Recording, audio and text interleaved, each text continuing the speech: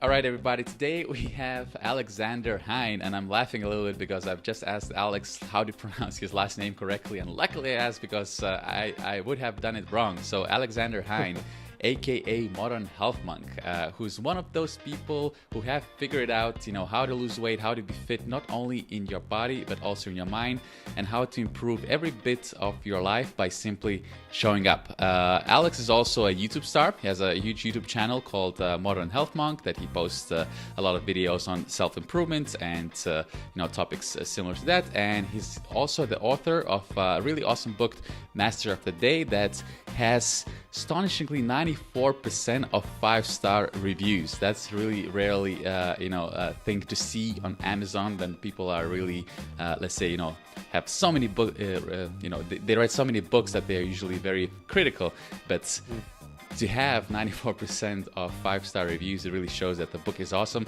I must confess, I haven't read it yet, but I'm sure I'll be super excited to do that after our chat. So Alex, how is it going, man? Great. Yeah. Thanks for having me here. For sure. Really pleasure, sorry. Really appreciate you giving us your time. And in this particular moment of your life, Alex, what's your biggest superpower?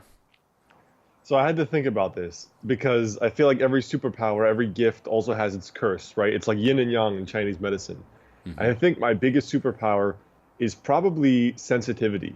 So as a kid, I was super sensitive, right? I got bullied all the time. I got my feelings hurt easily. I was such a baby.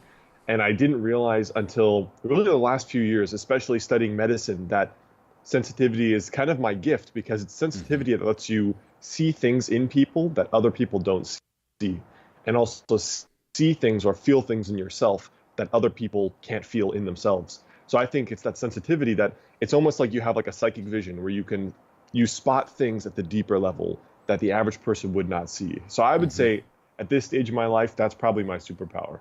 That's awesome. So do you also consider yourself being like very empathetic, like you could feel what the others feel really well? Yeah, I would say just maybe by nature, maybe genetically, I'm like that. So like, yeah, as a kid, it was one of those things I hated because like, every little boy is trying to be tough, and Hmm. you get bullied if you're not like a little tough little boy. And so for like 20 years, I like started trying to get tougher, like mentally Hmm. tougher, physically tougher, just even not showing my emotions to people, all that kind of stuff. And I didn't realize like everything has an upside and a downside.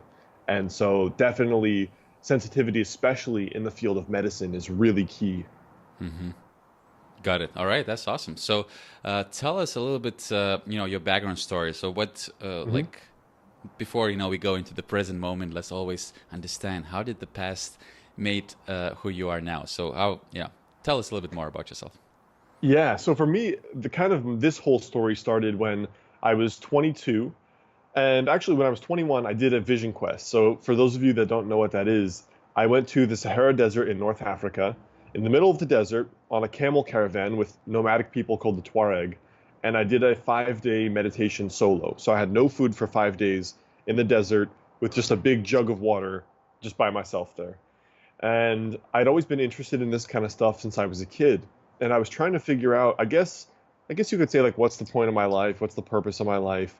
And to cut that story short, that ended up teaching me about like Taoism and Chinese medicine. And so the next year I actually booked a flight to China. I booked a one-way ticket. I thought I was going to stay in China, and I wanted to just study kung fu and meditation and martial arts, all this kind of stuff. So I go to China and I study with this old school Tai Chi master. He's in the park, middle of the night. He loved beating the crap out of me because I'm the only white boy there. And at the end of this year, I realized, I thought like Kung Fu, martial arts were my passion. But I realized at the end of this year that wasn't really what I was most passionate about. And then it was over the time that I just came back to the US and I realized like I had like the best year of my life, very purpose driven, very impact driven, very meaningful. And now suddenly I'm gonna go like sit in a cubicle all day. And like the day I got back, my soul just started dying slowly. And so I was like, I need to have some kind of project to work on that can, one, focus my mind to be happier, but also something that could be an exit plan, a freedom plan. And so for me, that's where my brand, Modern Health Monk, started because originally it was like a mixture of fitness and also personal development and also wellness, because like not one of those things is my passion by itself. Like I really like personal development, but creating a brand that was kind of more integrative was kind of the goal. But it really all originated from my meditation in the desert to going to China to become like a kung fu master, and then coming back and like trying to figure out how can I mix the things I like and what the world needs and put them together. Got it, got it. So, but still, so what I hear there were two crucial sort of moments in your life that's really set where the stepping stones in where you are now is this trip into this 5 day meditation trip without food. That's the first time I hear this. Yeah. So it's sort of fasting and meditation combined. That's already sounds very powerful. I'm pretty sure it was a really powerful experience, and anybody who would have went through this would have change in in one way or another, or at least kind of understood themselves a lot better. And the second trip, the second thing was trip to China. So you know these things shapes us without doubt, but to make a decision to do that, a lot of people would be thinking like 5 days without food, are you crazy, or like Right. go to China to learn kung fu, are you crazy? I'm fine. Like, look at this couch. I mean, this is beautiful. I love my life sitting there. Like, why do I have to go out of my comfort zone? So what actually pushed you to do this sort of big steps? Were you always like that? Were you a kid? You already were flying left and right, or what happened? Yeah, I think so. I think behind every person's decision making is always some kind of intangible thing, right? There's a belief or there's some kind of structure that lets them not decide or decide. Like, why does one person decide to lose weight and do it, and the other person decides to and doesn't? Or quitting smoking, not quitting smoking. They both want to. Why does one person? So I think it's complex. But for me, I knew that, when I got to the real world of like being an adult, having a job, I hated that I saw all these people, apparently everyone, that just got a job for 40 years, got married, had kids. Like no one did anything that they wanted to do. And I was like, you know what? I would rather die than do that. And so I'll be the first person in the world then. And obviously I'm not the first person in the world, but when you're like in just a community of people or a town, you don't see anybody doing that. You have no role models that this is possible. Like now, now there's the internet. When I was a kid, when I was 12 years old, the internet just came out. So like when you're a kid, there's no way to know what's in the world. Now everyone can see on the internet, oh, this YouTuber has this life, this entrepreneur has this life, but there was no way to know. And I was just like, you know what? I don't even know if it's possible, but I'd rather die than sit in this job for 40 years. So to me, the stakes were higher to stay in a job that I didn't like, in a life that didn't inspire me, because it was just not. I was like, why don't I don't understand. I actually could not logically understand why would I get a job and just keep it for like I don't. It just doesn't comprehend in my heart. So I basically it's a big thing. Like who buys a one-way ticket to China? And so for the meditation, it was really since I was a kid, I was always reading spiritual books. Like since 12 years old, that was my original childhood interest. I don't know why. And I always heard about like these kind of vision quests. And it was just one of those coincidences my senior year of college where I had all these things just keep coming up to me. And, a professor said like this book, Sahara or Dune or something. And then this person mentioned that. And then the next day I get an email from a company doing a vision quest in the desert. I'm like, this is weird. Maybe I should do this. And so I think what always has driven me, in my head, I'm just competitive. In my head, I'm always thinking, what's the average person doing? And what does like the exceptional person do that I admire? And usually for a very long time, I didn't have any role models for what the exceptional person does. Like my parents are both amazing people, but none of them were just like doing all their passions.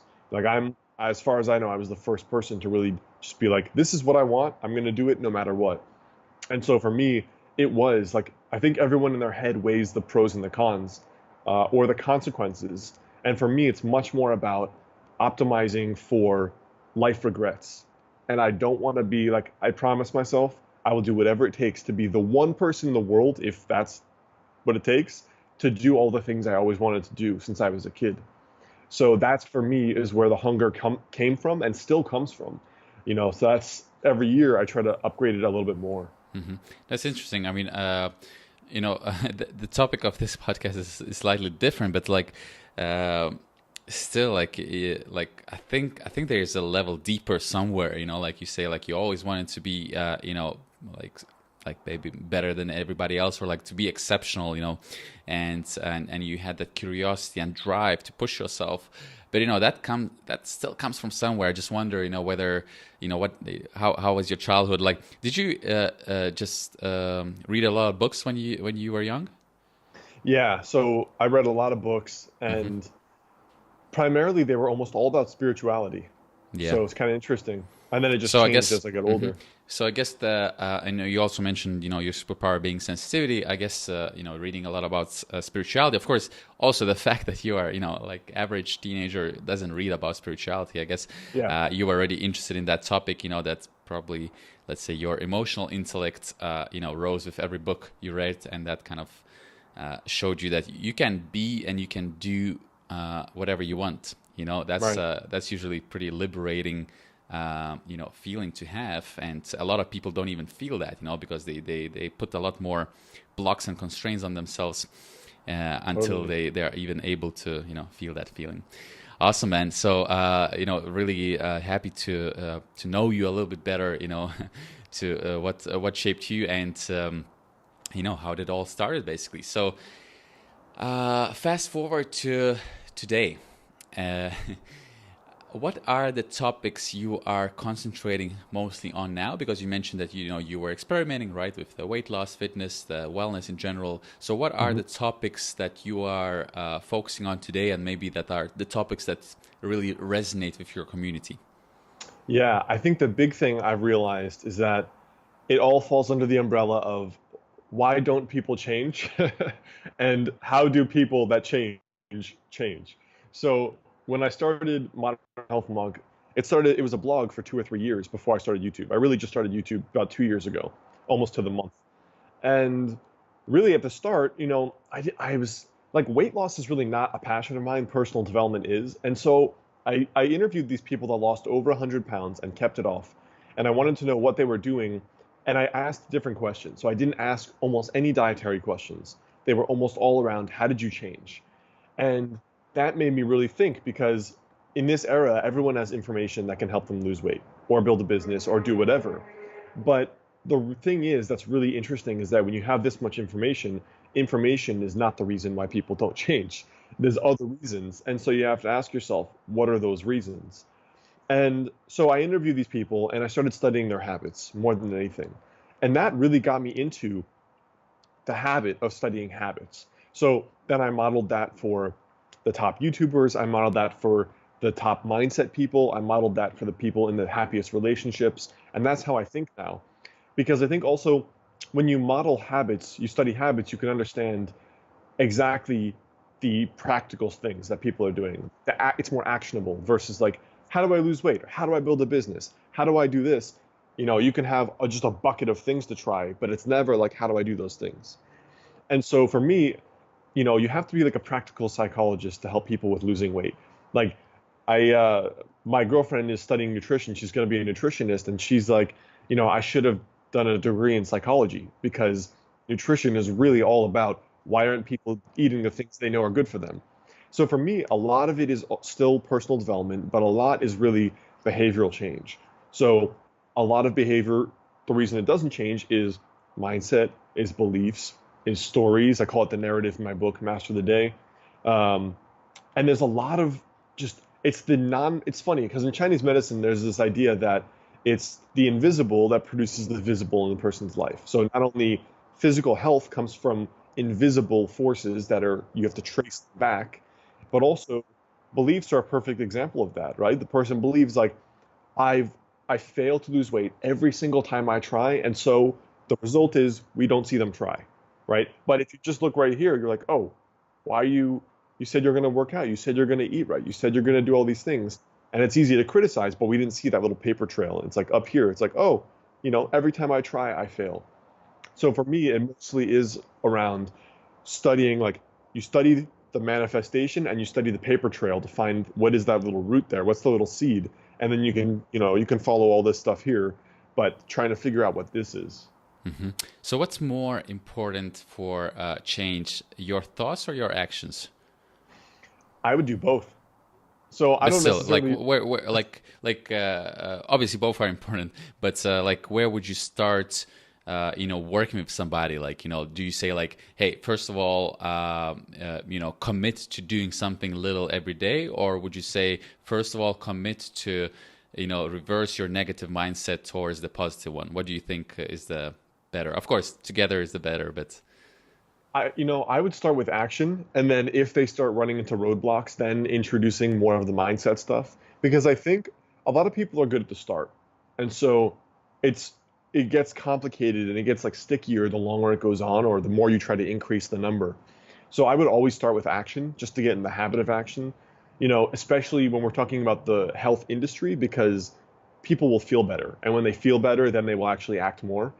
For other aspects of life, like finances, relationships, maybe I would work on other things, but I would work on action first. And then once we see roadblocks show up, then I would start tackling, okay, what's going on? got it, got it. So, what is your let's say practice for manifestation and positive thinking? Like, what do you do personally? What do you just see also work for people the best? Like in practical terms. Totally. So I think like these days, my practice on that end, in the mindset realm, is really pretty simple. So I literally just go through A Course in Miracles. So are you familiar with it? Yeah. So really, I mean, what I've learned is that like it's very religious oriented, and I'm not really religious, but it really puts you in that mindset that you are the creator, and that whatever you want will eventually probably come true if you want to. If you want to focus on it and you want to create it. Maybe it'll take a whole life to create it. Maybe it'll take a week. But for me, I just like the whole point is to generate that feeling. And all these manifesting books, they all come from Think and Grow Rich. That's really where this came from. Like I'm re-listening to the original Andrew Carnegie Napoleon Hill interview. It's an amazing audiobook, and you can hear the exact words all these manifesting books use. So I would actually recommend people to listen to that original interview from 1908. But that really, like, I find that A Course in Miracles, the daily lessons they provide are really worthwhile. And then Marianne Williamson or all the people that have written about the Course in Miracles. But I find that just that belief that, number one, whatever pictures I put in here, I can actually create. And then when you have more life experience, you realize that actually is true. And then it gets even faster because the more you know it to be true, the more you'll do it. And just the practice of doing that, and also the habit of those words, like getting over whatever the things that are blocking you, always remembering that you're basically, if you want to think of it, you could think of yourself as like this physical person that does habits, or you could think of yourself as like, to kind of go out there like an unlimited spiritual being that you can create whatever you want. You're just consciousness in a body. And then it's like, holy crap, I can create some crazy stuff. Yeah.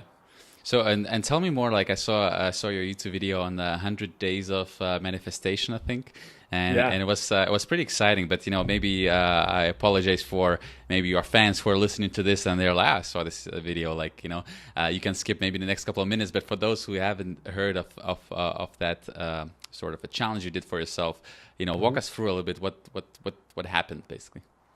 Yeah, so it was really interesting because the reason I did it was I was at a level in my business where so I'm in medical school and I'm running my company, and last year I really pushed the border of my health from overstress and overwork.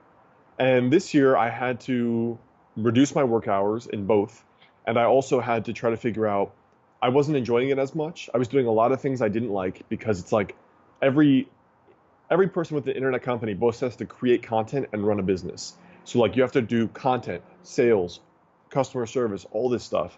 And a lot of the other stuff I did not like. I'm not a naturally inclined to business person. So the primary reason I wanted to do this was I wanted to enjoy my work again. And I wanted to see, because like, of course I believe like, oh, positive mindset in dating, of course it's going to be a good outcome. But I didn't believe that a positive mindset could actually create more money. So what I really wanted, I wanted to see proof that this manifesting principle could actually help my business be more financially successful. That would be like really big proof to me. So basically, I promised myself, I talked to my friend, she coaches executives in LA. Her whole life is based on this now because she's seen it work for herself. And she's like, I want you to only do things that excite you the most. She's like, surrender. So when things aren't going well, you just surrender. That's it. You don't have to create an emotional state about it. Surrender, ask for what you want. And then I put in a few other principles that I don't remember off the top of my head, but they're basically from two books, either A Course in Miracles or Ask and It Is Giving. And it's a very manifesting book, but it's really about being in the right state of mind and asking. And then I put it, let's see if I have that little journal with me. No. So I put it in this little square moleskin, a little 3x5. And on the very back flap, I just wrote down like at the top it said asks. And it was like, these are the things I want. One of them was like for an extra, I think one test was an extra 1,000 a month in my business because I want to start hiring people and I have to work less hours. Like I'm maxed out with school and a business. One was, there were a couple of the things I had. One was, to meet a girl, right? And so I did this practice every day, every morning, every night. I would visualize these things. I would literally ask, like, go get them. Go find these things for me. I don't want to do any extra work. Just go find them, make them happen. And I would do that. I would do the Course in Miracles every day, which is purely about being in the mindset every day that miracles naturally happen, right? When And you I'm did listening, that, and you did that like every morning and evening, right? yep. Yeah. And then the last principle was, so the big shifts in my business were only doing what excited me, like truly only, and then following my intuition. So the first thing I did was I put together this document in Evernote, all the intuitions about my business. Nothing had any link to money. Just like one of them was I was so annoyed that my website front did not look more professional. So I hired a designer for a really professional homepage. Stupid little thing. I had the website redesigned. It cost me a lot of money. There was no financial return. All these little intuitions. My brand is all fitness, but honestly, I'm not really passionate about fitness. My top videos are all personal development, and that's what I love. Hard, a 180 flip, all personal development content. And then the very first video in personal development was like one of my journaling strategies. The first video went viral and got like 100 or 200,000 views. From there, that my AdSense on YouTube, which was very like a tiny piece of my revenue, my business, a few $100s a month, went to almost 2,000 a month. And all of that was no extra work for me. It was nothing. And then a week later, one of my intuitions was, I hate social media, I hate Instagram, but I'm starting to see the power of it. Let me hire a photographer. We'll do some photo shoots because a lot of these personal brands, they work well with pictures of the creator. So I put out this ad for a photographer and I hire this one photographer. And about 3 days later, this woman emails me and she's like, hey, I really like your stuff. This is all the stuff that I think I could help you with. I'm really interested in what you're doing. And it turns out she's also a nutrition student at my school. And that girl that sent me an email is now my girlfriend. So, Seriously. Oh, so we now met she's through even your girlfriend. Craig's, Nice. so we met through a Craigslist ad Nice. through this odd challenge. And so it really, for me, like everything I want to test that I don't believe, it always starts with a what if. Like, can I just do a test? Like for a lot of people, all these things that are big shifts in their life, they're too afraid of going all in. And I don't like, what if my business revenue went way down? You know what I mean? Like thankfully I had the record highs in 4 years, which is awesome. But I think it's always worth trying things out with the test. And so for me, now that upgraded my beliefs because my belief before was that I have to work a lot, I have to do things I hate, I have to push with energy to have the most success.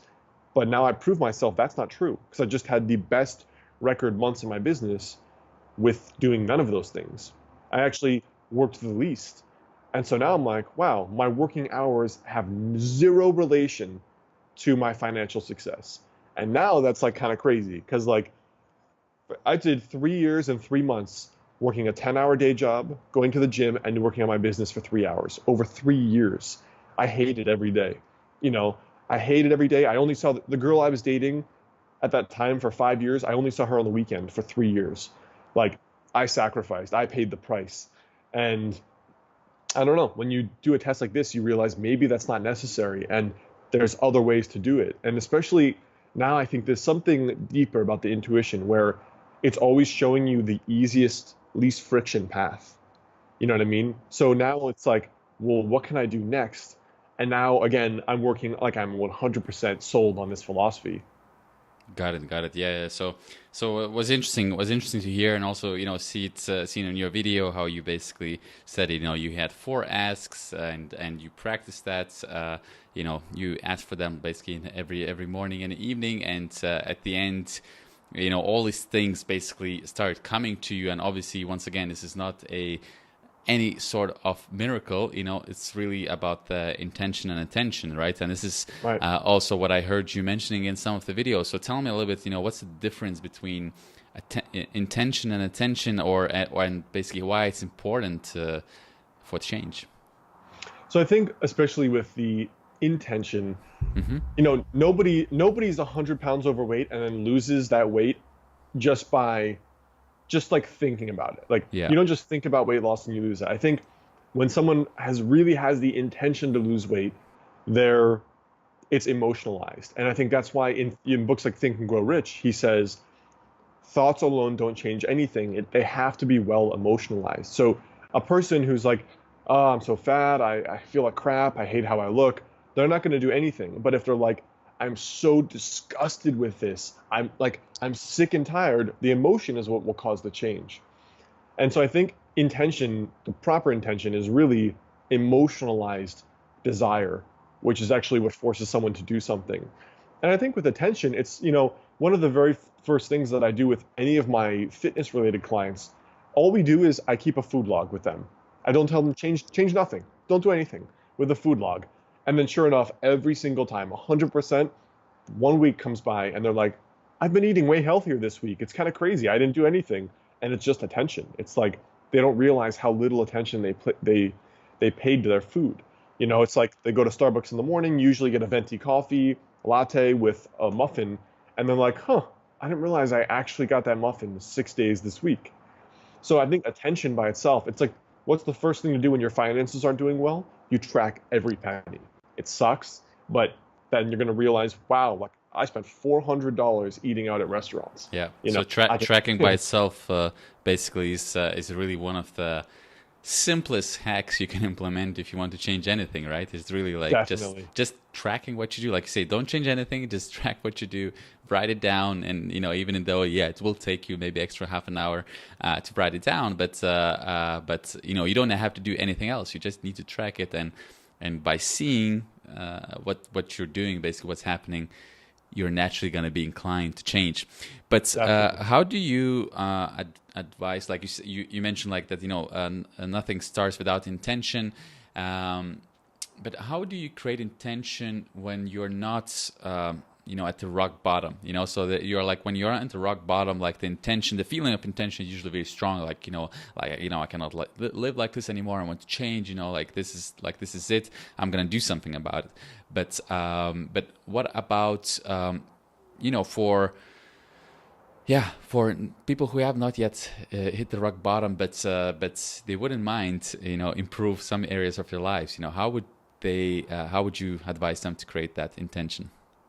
Yeah, so I think there's really two ways, right? There's like the internal motivator, and you could use a more extrinsic motivation, or just use essentially you could use consequences or accountability. So for me, one of the ways where if things are going well but they're not at the level I want them to be is really having a mastermind group. So this idea of a mastermind group is just accountability. The term mastermind group does come from Andrew Carnegie, and he says that he modeled that over Jesus of Nazareth and his apostles. And it's basically like he understood that even though this God had God powers, he still had the disciples, and those were the people to disseminate and also hold each other accountable. And it's so very much the same way. I've had my own personal mastermind for 4 years, where every Thursday we just get on a quick call, and we just say, what were your goals? Did you do them or not? And if not, what's going on? So I think if you're not at rock bottom, I would actually use external, um, external forces to help you stay accountable and help you take action. Because even just talking about it, like for me, when I was rock bottom, when I started my business, 2000, let's say 13, I think, or 14, and that was definitely rock bottom for me. Like sometimes the only thing I could look forward to the whole week was Hmm. that mastermind call. So Hmm. I think that's what I would personally do. Hmm. Got it. So the accountability, the external motivation. Any other motivation techniques you saw working at people? So we got like, for example, tracking that, pushes people to change the external motivation with the mastermind. Anything else? I think the big one is that people believe change, like there's a lot of black and white splitting thinking that people have. So they think that like, if I don't go to the gym an hour today, it was worthless. If I didn't write 1,000 words in my book, it was worthless. If I didn't do this for my job search, it's worthless. But it's really not true. That's just a belief, right? That's a belief structure. So I'm more about getting people the habit of feeling good every day. So the value of doing 1 minute of meditation or 1 minute in the gym, like, yes, that does nothing. But what it actually does is deeper than that, is it works on the habit and the emotions surrounding the habit. So it really gets the person in a state of mind where they're like, the next day they want to do it because it felt good and it was easy. So I would always caution people, if they don't do something, make it easier. Like it's better to do it every day than it is to do it a lot infrequently. So if it is the meditation or the gym or eating right, what's like the easiest, the smallest amount you can do every day? Just lower the bar, basically. Lower the bar until it looks easy, right? Definitely. And we're told in all the, the success industry, put the bar super high and like, Hmm. if you, what is it? If you shoot for the, Yeah, shoot, the shoot stars, for at the least you'll stars, end land up, on the moon. Yeah. yeah. And I'm like, no, it doesn't work because that by itself, when a goal is this high, way out there, Hmm. and the person is, when they don't feel good, like it's capable, they're never going to act. Got it. Interesting. It's interesting to meet these crossroads where these two beliefs are so opposite to each other. Like we just said, like, shoot for the stars, land on the moon, and on the other side, like, do small steps, because by that you're actually gonna be doing it rather than being discouraged by thoughts of like, I'll never gonna reach the stars, and the moon is gonna be Right. so far away anyway. So interesting. I guess it also depends on the people. Some people must be still motivated by these, enormous, crazy goals, and Right. and only that motivates them. So really, probably, a person should try both and see what works for them. Totally. Uh, awesome, awesome. So, what from your experience, and you saw, of your clients also, how long on average it takes for people to form the habits, sort of, or like, to start getting that feeling of like, oh no, like I want to do this, like, what happened, like like the day is wrong if you're not doing this or something like that. Yeah. Of all the habit research I've seen, I don't agree with any of it. I mean, I like honestly, for some people, working out, I feel like never gets easy. For some people, eating right is always like a struggle. And I don't think people are going to be very happy to hear that. But I really feel like for a lot of people, probably around 100 days is a good benchmark. Um, but some people like they start walking every day and then they realize they feel good and then that's all it takes. And some people they just start walking and the first time they get stressed out, they stop doing it. And so it really depends on the person, but I would say it's a lot longer than people think. Um, I would say definitely 100 days is or like anywhere from like a week to 100 days is a good period for people to start, but it's all about how many things they have going on in their life and what they're really working on. But like for me, for example, I had a really early morning job 1 year and I had to get up at like 5:30 or 6 and I hated it and it never got easier. And I'm sure that was a result of my failing to cultivate good nighttime habits, but like for me that habit really never got easier. Hmm. I Um, guess. and so I guess it also could be a reason because you didn't like it, So it's yeah, like essentially you have to like it for something to be part of your lifestyle, Like right, never gonna. I mean, yeah, like your lifestyle or your job forced you to do that, but you never. It was not voluntarily, you didn't chose voluntarily to get up so early.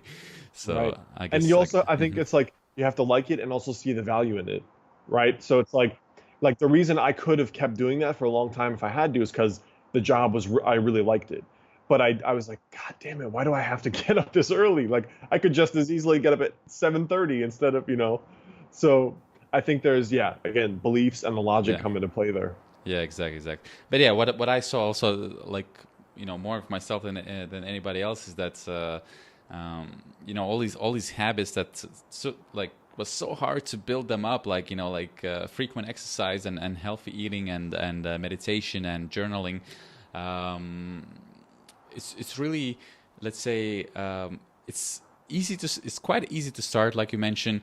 It's okay to keep them going. Like at some point you start feeling this sort of craving of like I said, like if I don't do my morning routine, I feel like my day is off, like something is wrong with it. uh, Hmm. but what's funny is that like to get to that point is quite hard, but to stop is still quite easy. Like Yeah. don't do it for a week or don't do it for 2 weeks. Yes, like the longer the habit, maybe it will stay with you kind of on hibernation for a longer period. You can restart it easier than you won't start from zero. But to stop is always the easiest. That's why, like you said, like eating healthy and exercising a lot, this will never like be like so automatic. You will always will have to put some sort of a willpower and motivation into it, right? Yeah, and I think for each person it's different. Like for me, easy behaviors now are I go to the gym 4 days a week for an hour and I cook every day. Those are easy. Those I never miss that goal. 10 years, never miss that goal.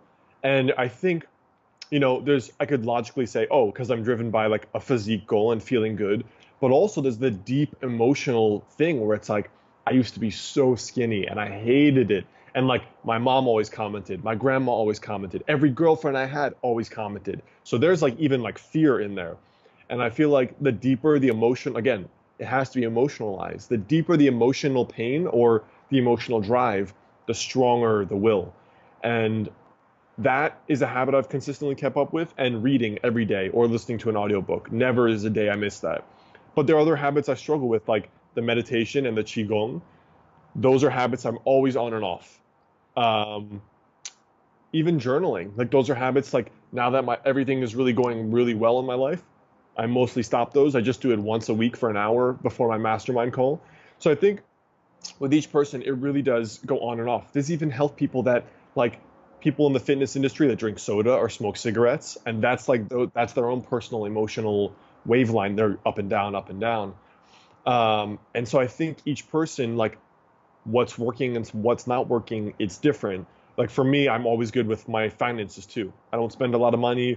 I usually track what I spend.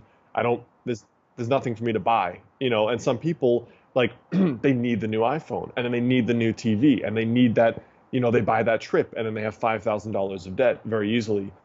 So I think it's important for each person to learn where are those variations, like what sphere of my life do I bounce up and down dramatically, and then they can just watch it closer. Got it. So interesting. So what I also felt with myself, and this is like also what I wrote, today in my journal, is that like day after day or week after week, I'm convinced that for me, I'm sort of like, have the best and the freshest brain to do something, to do all those routines, to do all those great habits, I love when my body is fully prepared. That means, like when I'm, had one too much, too many beers, next morning, I'm not freaking motivated, to do meditation or to do journaling. I'm just not, or like when I don't know, ate some junk food or whatever, So all these little things, like we don't really think about it, like, or we think about it too much from the point of view of like gaining weight, or like alcohol is bad for you for, there's like so many different reasons, but we don't think that, all these like basically, things we do to prepare our body actually affects all areas of our lives. So it's funny to hear that you have never missed a you exercise 4 times a week and you never Yeah. missed this for 10 years. So it's also, I think, sort of super strong groundwork you have for anything else in your life, right?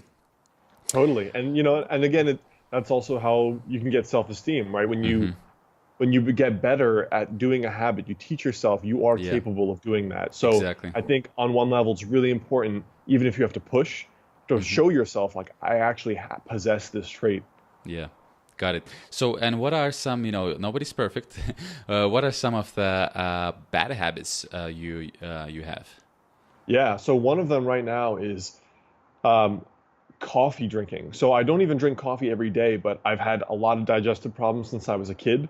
And even just a coffee, even just 4 or 5 coffees a week starts giving me like indigestion. And that's been the hardest habit to quit for me, the absolute hardest habit.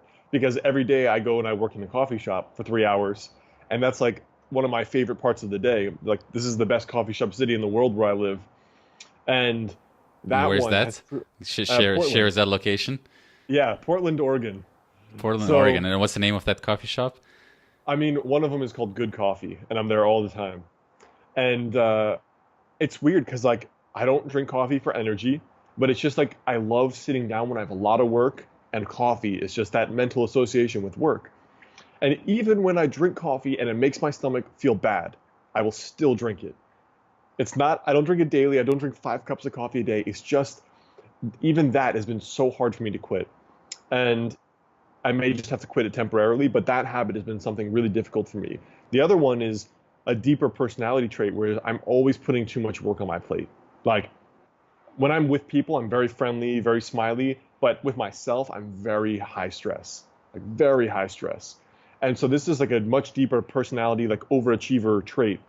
Um, like my flawed thinking, I come to medical school and I think I'm going to be like both perform my business at the A level and medical school at the A level. Like, it's impossible. Like, you know, you're going to die. So Hmm.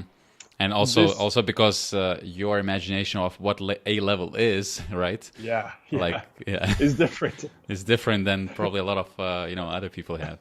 Right. And Yeah. so, like, just teaching myself that my flaw is always thinking I can do all these things.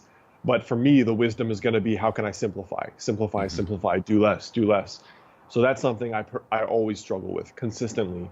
Got Um, it. so those are my big ones right now. Interesting. Yeah, yeah. About the first one, I love coffee. I drink a lot of coffee, but I use it primarily for, brain stimulation and just energy. Unfortunately, I got addiction. Just one of those addictions. Yeah, but I'm not tackling it yet. But one thing I've read in the book, in the Power of Habit, probably read it as well. How like we mostly cannot eliminate bad habits, but we can replace them, so you could still keep the same sort of routine. That is, you come to the coffee shop, you get your coffee because that associates you with work. What if you would get a some other sort of a drink that doesn't mess with your digestion, but this could be one of the practices you could try out. Totally. Awesome, awesome, man. So, I would love to chat with you, but I don't want people to get bored. This becomes sort of a personal chat, between between two guys here. I would love to move to the third part of the interview, that is a personal profile question. And like I said, I want to ask and find out what makes great people great. And I think by a lot of means, you are definitely achieved greatness in many areas of the life, and I just want to understand exactly how do you make it happen. So the first question, typical simple question, which is, what's your typical day look like? Walk us through, what do you do, what do you drink, what time you wake up and you Hmm. go to sleep, and so on. Yeah. So right now, my typical day with my classes and my business is I wake up around 7:30. Usually, I've been lately drinking a lot of pu'er tea, so it's kind of like it's a more fermented Chinese tea. In the morning, I do that. I'll do qigong for 30 minutes, which is kind of like Chinese form of exercise mixed with meditation. I'll go through that little journal. I still do. These are my asks. This is what I'm focusing on, just to focus on what I'm going towards next. From there, breakfast is usually the same every day: 2 eggs on a piece of toast with butter, and then I'll usually have class from about 10 until 6. So let's just say I'll leave it there for my schedule because I also have to see patients for 4-hour shifts. 10 to 6. Then I'll go to the gym. And then the gym will typically be, it's about 20 minutes away. So I'll get back around 8. So an hour workout. And then from there, I'll come home and I'll either have my dinner then, or I'll work, take a break, and then have my dinner. And then that's generally about 2 to 3 hours of my business a day, and then about 2 to 3 hours studying per day. So that's most of my days of the week. And then the weekends are a little bit more flexible. Got it. And do you plan the next day in advance?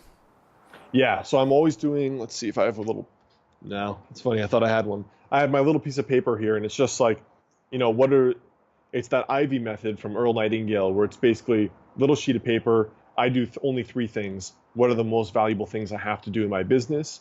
So the first block is revenue, second block is content, third block is growth or excitement. And then on the back is what do I have to study today for my school? Got it. And are you so? I think we know already more or less. But would you consider yourself an early bird, or like did you? Well, you already said that you hated you hated to waking up early, and you wake up 7:30. But when do you go to sleep?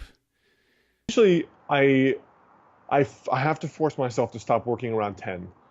That's also a hard habit for me because there's always more things to do in a business. It's never done.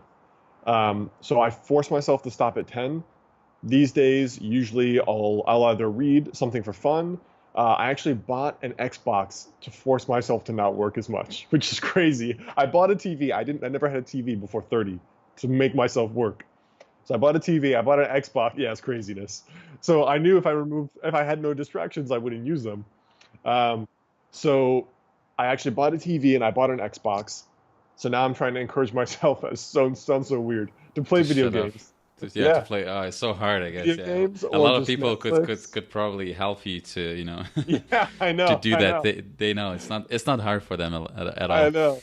Yeah, I have no, to train for me myself. it's like yeah. I mean, I haven't been a big video gamer, but I know I could easily fall into that. That's why I don't buy I used to have PlayStation, but I sold it because Yeah, I know I could fall into the binge playing and stuff. definitely. Yeah, so that's what I do from usually 10 to 11, and then 11 until I feel tired is really my wind down time. And it used to be most of my life, it usually was reading, but I'm reading so many medical things now that I can't read at the end of the day. So these days, I'll usually watch Netflix because I had a lot of sleep problems from overwork. So that has to be like my number one habit. And then typically I'll review those things in that little book just to make my mind start thinking about the things I want as I sleep. But that's typically what I'm doing at the end of the night there. And what does your typical breakfast look like? So breakfast is almost always the same. It's usually just eggs on toast or eggs Eggs with and some toast. avocado and toast. Yeah. Delish. Yeah. And dinner? Like, do you have what's where's your biggest meal of a day? My biggest meal is probably is lunch or dinner. But really what I do is because I cook every day, I'm trying to actually give myself more permission to eat out, almost as a reward. Um, because I was raised in a family where we never eat out, and for most of my entrepreneur life, I didn't have enough money to eat out. So I'm actually letting myself eat out one meal every day. Um, and so lately, I'll usually do that for lunch just because that's when I have the most time. And it's usually like either Mexican or Thai or usually more rice based than more wheat based. And then dinner is typically whatever meal I've made. So right now I had like taco meat, brown rice, and some veggies. Super simple meal. Or I'll just throw in a whole chicken with like sweet potato, onion, and some other vegetables in just like a huge tray, and I'll just bake the whole thing. Awesome. I love chicken. Yeah. And are there any apps you use to help to track your routine and your habits and stuff? So let's see. Apps. The only apps on my phone I really use are Audible, the Course in Miracles app, which is actually the daily affirmation that'll pop up. Um, Evernote, I live in Evernote, and Mint. So I use Mint because for one, I have my savings kind of automated where there's five different savings account and it automatically pulls out of my checking, and they're for different things. Personal development, like to buy courses, to go to seminars, to do whatever, travel, savings, emergency, those all automatically get pulled out. And with Mint, I also have five accounts for my company, for my business. So it's a certain form of accounting where I automatically take a certain percentage as profit for my business so that I can reward myself and have fun. Certain percentage is operating expenses. Certain percentage is my salary. Certain percentage is any debt I've in my business. I use that to repay. So those are each different business accounts. So basically with Mint, I can see all my business accounts, all my personal accounts, my car loan, all of that in the same place. So I live in that. Yeah. Amazing. Yeah, awesome. And where do you usually get your information from? So besides book, it seems like you're a avid reader and audiobooks as well. What are other maybe blogs and newsletters, like generally people you follow to get the information from? Yeah, so these days I don't think I'm on any newsletters, and I don't think I read any blogs. I don't read news, and I actually don't even watch YouTube that much. So really, right now the thing I can confidently say is I watch a lot of interviews on YouTube. So when I'm eating meals, I force myself to not work, and I've been lately watching Tom Bilyeu Impact Theory, and I've been watching his interviews lately when I eat. Got it. So, and you said that you exercise 4 times a week usually. So, and what type of trainings do you usually do? So these days it's three bodybuilding style weight workouts. So like Monday, for example, will be chest and legs, like an accessory set of legs. The next day will be back and shoulders, and then the third day will be legs and some other aspects as well. And then the fourth day is yoga. So typically I do yoga on Saturday morning. That was also a habit to prevent myself from drinking on Friday night. So I know that, I encourage myself to go out, but if I have more than two, three drinks, I'm not going to want to go to yoga. So that was my accountability. Got it. And but so for that, weightlifting program, do you follow somebody, or like you were basing on somebody, or is it like you just throughout the years you found out what works for you and it's sort of like tailor made for yourself? No, it's pretty generic actually. It's basically just classic bodybuilding splits where it's like if it's my chest day, it'll be 5 different exercises and each one will have 3 to 5 sets. So it's very much like your bench press or dumbbell press, incline press, flies, and then just some other little exercises there. But it's really super simple. Anyone can do it generically. And some people find weightlifting boring, but for me, it's always been meditation because I just like, it's one of those things, no matter how stressed I am at the end of the day, like when I'm done with the workout, it purges all that emotion, all that stress. And it's like, it's going to be even more important when I start seeing patients that are really sick. So for me, that's just been like, I like, the repetition. I never listen to music. It's like my mind is always thinking about what muscles I want to be hitting. For me, it is meditation. Mm-hmm.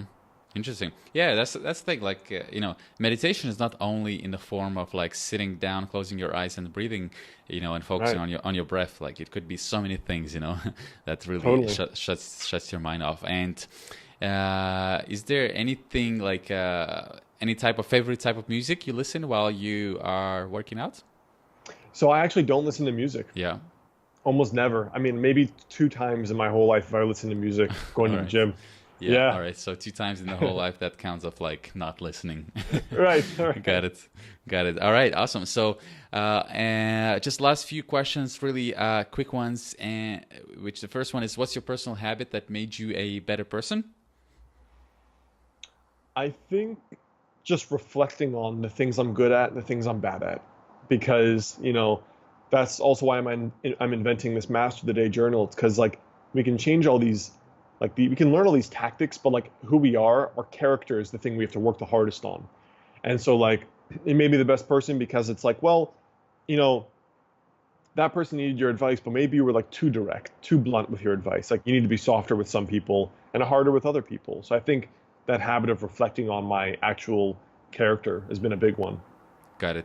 And actually mentioning Master of the Day, so I wanted to ask you about your book, and somehow that question just flew away. So tell us a little bit more, what this book is about. And like I said, it had like a 94% of a 5-star review, so people are really loving it.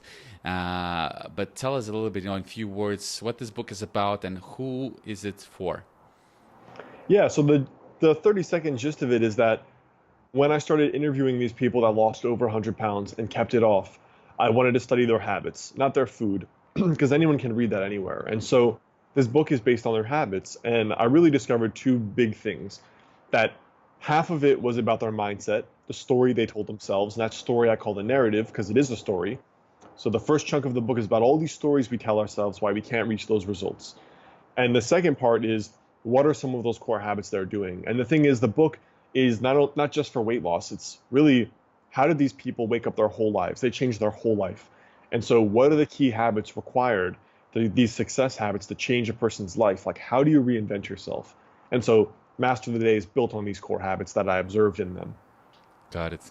Got it. And yeah, I mean, I read some of the reviews, and a lot of them actually mentioned that, people have read multiple personal development books and self-improvement books, but this is the one that really made a difference, So this is, I think, as an author, like if I would have written this book, I would be jumping in the air like 10 times a day, I'm pretty sure you had that phase as well.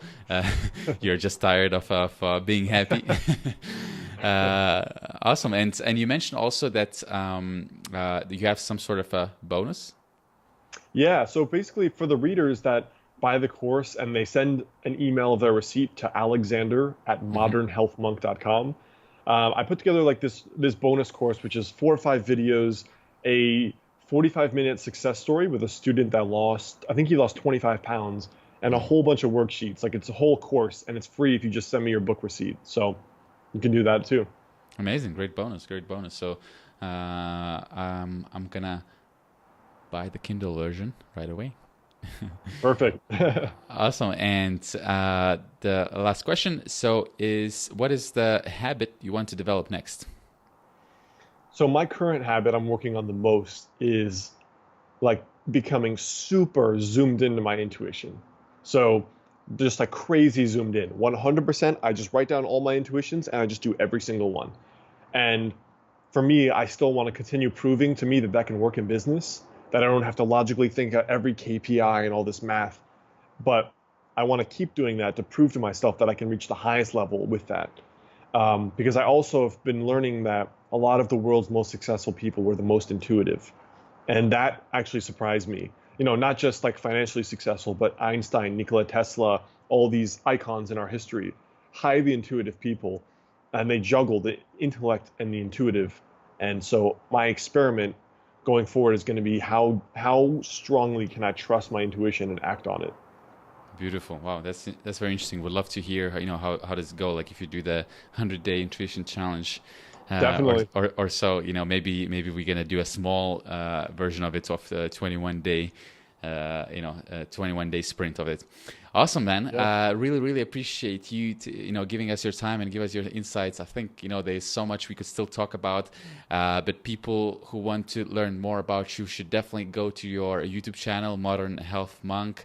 You have plenty of amazing videos, and I think the style of information delivery that you have is really kind of gets to the people, and that's really important. That's probably one of the reasons why you're so successful. And of course, people should get that book, Master of the Day. I will put all the links in the show notes of this podcast and of the video in the YouTube description if you're watching us here. And yeah, just big thank you for joining us, Alex.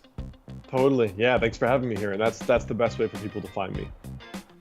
All right, guys, I hope you enjoyed this podcast episode with Alex as much as I did. If you want to go to get to the show notes of this episode, simply go to 21dayhero.com/Alex. And I just thought to myself that how happy I am that all of my podcast guests so far had a different first name. So I have a luxury to simply put their names in the URL. So it's 21dayhero/Alex. And of course, don't forget to subscribe and review. That would really help us a lot. And if you want to challenge yourself, if you want to build positive habits and maybe make a small or a big change in your life, go to 21dayhero.com/challenges and choose one of our 21-day challenge for your body and mind and see what is it like to try something new. All right, guys, thank you so much and see you in the next episode.